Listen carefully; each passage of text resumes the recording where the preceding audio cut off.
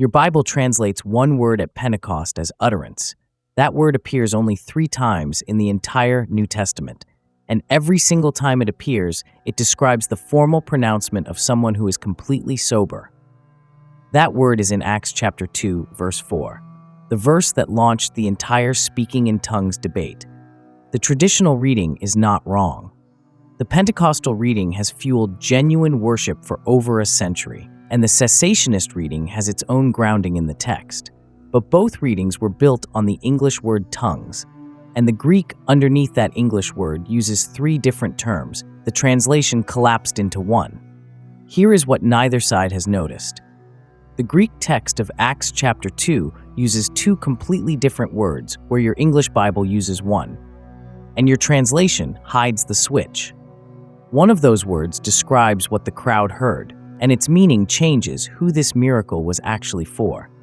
3 Greek words, 3 receipts, all of them verifiable on a free interlinear site. The word for what left the speaker's mouths, the completely different word for what entered the hearer's ears, and the verb that tells you what the Spirit actually gave. By the end of this video, you will see what the passage maps, and I will give you a practice built from one phrase in Acts chapter 2 that both sides of this debate have walked past for centuries. The verse reads, "And they were all filled with the Holy Ghost, and began to speak with other tongues, as the Spirit gave them utterance." One verse, one sentence. Every side of the debate points to it. One side says other tongues means ecstatic spirit language. The other says it means real foreign languages. Both are reading the English, and in verse 13, the mockers in the crowd said these men are full of new wine. Even the skeptics inside the passage are debating what they heard. The argument is built into the text itself, but underneath the English word utterance in verse 4 sits a Greek verb that has never appeared in any dictionary as babble, and it has never appeared as foreign vocabulary either.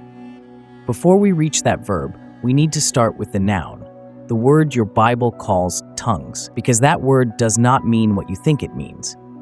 And when you see its full range, you will understand why the entire debate was built on a fraction of the word. Everyone who has an opinion about speaking in tongues thinks they know what the word tongues means. Either it means a foreign language or it means a spiritual language. Pick a side. But the Greek word is glossa, and glossa does not sit on one side of that debate. It sits underneath the entire thing. Thayer's Greek lexicon, the standard reference, defines glossa across 3 separate categories. First, the physical tongue, the organ in your mouth, the member of the body and instrument of speech. Second, a language used by a particular people in distinction from that of other nations. Third, and this is where it gets striking, Thayer addresses the phrase speaking with tongues as it appears in 1 Corinthians chapter 14. And his description stops the room. He calls it the gift of men who, wrapped in an ecstasy and no longer quite masters of their own reason and consciousness, pour forth their glowing spiritual emotions in strange utterances. Then Thayer says this usage must be carefully distinguished from Acts chapter 2, verse 4. That is the standard lexicon drawing a hard line between 2 passages that the English word tongues made look identical. Now watch how Luke uses this one word across a single chapter. In Acts chapter 2, verse 3, "There appeared unto them cloven tongues like as of fire, and it sat upon each of them." Glossa appears here as a shape, tongue-shaped flames sitting on each person, not a language, not a spiritual gift, the physical form of the organ, made of fire, resting on heads, in verse 4. They began to speak with other tongues. Now, glossa shifts. It becomes what the speakers produce, and it is modified by the word heterais, which can carry the sense of other of a different kind, a qualitatively different expression. In verse 11, we do hear them speak in our tongues the wonderful works of God. Glossa appears again, but now the crowd uses it for what they recognize. And the content is not mysteries, not something no one understands. The content is the wonderful works of God, spoken outward, received clearly. 3 verses, 3 different functions, shape, speech, recognition. The English word tongues flattened all 3 into the same thing. Now look at Paul in 1 Corinthians chapter 14, verse 2. "For he that speaketh in an unknown tongue speaketh not unto men, but unto God, for no man understandeth him. howbeit in the Spirit he speaketh mysteries. Paul uses glossa in the singular, no modifier, no heterais, no other. And the content is not the mighty works of God. The content is mysteries, spoken not to men, but to God. No one understands. Luke's version and Paul's version share the word glossa, but nearly everything else about the sentence has changed. The number shifted from plural to singular. The modifier disappeared. The audience changed from men to God. The content changed from mighty works to mysteries. And the verb the Spirit gave, Apophtheggomai, is completely absent from Paul's letters. He never uses it once. The standard lexicon drew the line. The English erased it. You were told tongues is one thing. Either you have it or you do not. Seeing that the Greek word itself carries multiple layers and that the standard lexicon explicitly separates how Paul uses it from how Luke uses it, means the passage maps something broader than a single spiritual gift you either received or missed. The next time someone tells you speaking in tongues is this or that, you will hear the word glossa underneath the English. And you will know that the text held open what the translation closed down. Not because you decided to read it differently, because the lexicon that every seminary in the world uses already said so. But if glossa is what leaves the mouth, what word does Luke use for what enters the ear? Because in verse 6, he switches to a completely different word, and your English Bible hides the switch. Every conversation about Pentecost focuses on the speakers. What did they say? What came out of their mouths? Was it a real language? Was it an ecstatic one? But Luke does something in verse 6 that shifts the entire focus. He stops using glossa, and he reaches for a completely different Greek word, Acts chapter 2, verse 6. Now when this was noised abroad, the multitude came together and were confounded, because that every man heard them speak in his own language. Your King James Version translates that last word as language. The Greek word is dialektos. That is not glossa. That is a different word entirely. Dialektos appears 6 times in the entire New Testament, all 6 in the book of Acts, all 6 written by Luke. Every single occurrence refers to a specific, recognized, learnable human language. It never means anything else. Not ecstatic speech, not spiritual utterance, not the organ in your mouth, a known dialect that belongs to a real people group. Thayer defines it as the tongue or language peculiar to any people. Luke chose it deliberately. For what the crowd heard, he did not use the broad, layered word glossa. He used the narrow, precise word dialektos, their own dialect, the word that would give us the English word dialect. Now look at verse 8, and how hear we every man in our own tongue, wherein we were born. The King James Version translates dialektos as tongue in verse 8, the same Greek word that it translated as language just 2 verses earlier. Same word, 2 different English translations, making it invisible that Luke had already switched from glossa to dialektos. If both get called tongue in English, the reader never sees that a second word entered the passage. This is the receipt. In verse 4, Luke writes glossa for what leaves the speaker's mouths. In verse 6, he writes dialektos for what arrives in the hearer's ears.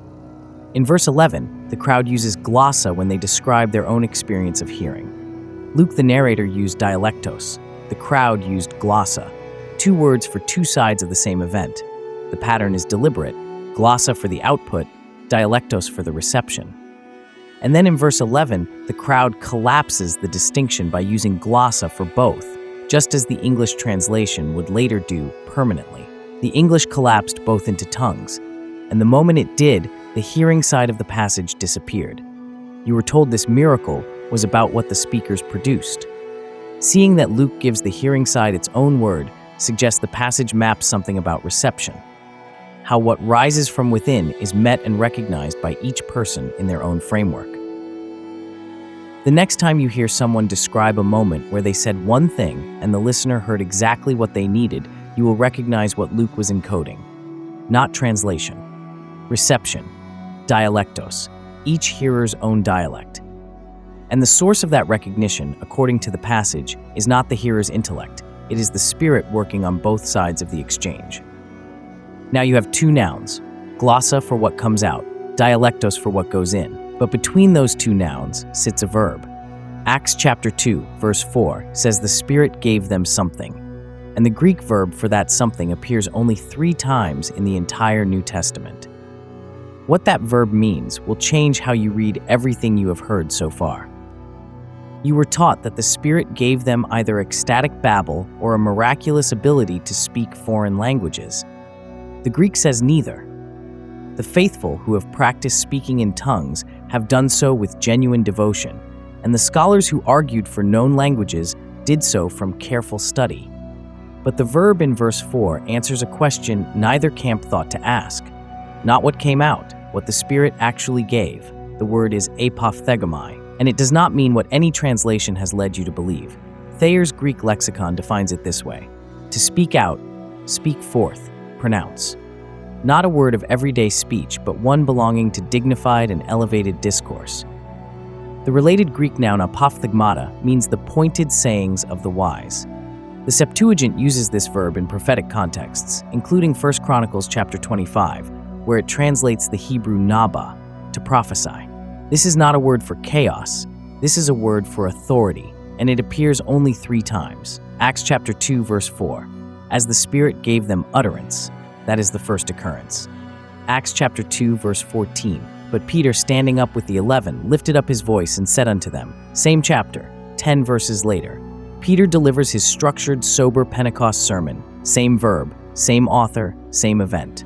Acts chapter 26 verse 25, Paul before King Agrippa, but he said, I am not mad, most noble Festus, but speak forth the words of truth and soberness. Soberness. Paul pairs Apophtheggomai with the word soberness. The same verb the Spirit gave at Pentecost is the verb Paul uses to describe the opposite of madness. The debate asked the wrong question. Was it ecstatic or linguistic? The verb says it was authoritative. You were told the Spirit either made them lose control or gave them a supernatural translation ability. Seeing that the verb means sober, elevated pronouncement changes what you understand about what a transformed inner state produces when it speaks. The text does not call it babble. It does not call it foreign vocabulary. It calls it the kind of speech that belongs to prophets and philosophers. The next time something true rises in you and you feel the pull to speak it, not to convince anyone, just because it is true, you will recognize what the passage named, not performance, not persuasion, pronouncement. And the source of that pronouncement, according to the text, is the Spirit. Now you have all 3 words: Glossa for what leaves the mouth, Dialektos for what enters the ear, Apophtheggomai for the verb between them. But when you lay all 3 side by side, the passage maps a sequence, and that sequence reads like a mirror of something you have already lived. All 3 words live inside a 2-verse span. Acts chapter 2, verses 4 through 6, 50 words of Greek. The entire map compressed into a single breath. The sequence reads like this: filled with the Holy Spirit. Then heterais, glossus. The word heterais is a supporting term which can carry the sense of other of a different kind, a qualitatively different expression. So the expression that rises is not ordinary speech in a new wrapper. It is a different order of utterance. That utterance is carried by Apophtheggomai, prophetic declaration, not effort, not performance, authoritative speech carried by the Spirit's filling, and what arrives on the other end is Dialektos, each hearer's own framework, their own dialect, the thing they were born understanding, inner fullness, then expression from a different order, then authoritative delivery, then personal reception. The passage does not describe translation. It does not describe chaos. It maps the moment where what rises from a transformed state finds its way into each listener's own understanding. Not because the speaker targeted them, because the vehicle was Apophtheggomai, and the reception was Dialektos. Consider the Babel story. At Babel, one language fractured into many. At Pentecost, many frameworks receive one expression. The passage does not reverse the fracture by restoring a single language. It transcends it. Each hearer receives in their own dialect. The unity is not in the words. The unity is in the source. And Luke paired that filling with a verb that means authoritative declaration. In this reading, the passage mirrors something you have already lived. The moment when something true inside you finally came out, and the person who heard it received exactly what they needed, even though you did not plan it that way. You did not translate for them. You spoke from fullness, and they heard in their own dialect. That is the map, not a miracle that happened once to 12 men in a room. A pattern the text encodes for anyone it calls filled, and the source of that filling in every line of the passage is the Spirit, not your preparation, not your eloquence.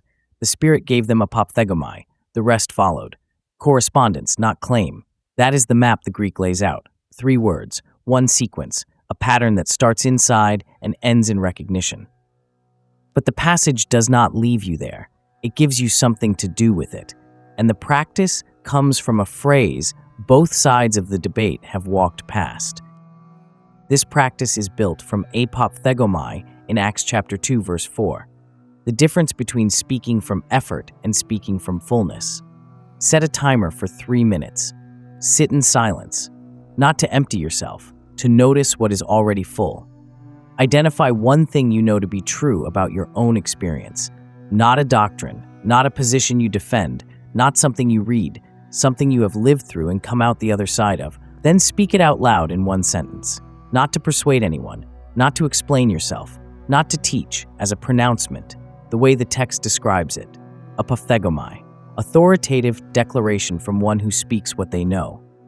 Notice the difference between that sentence and the way you normally talk about what you believe.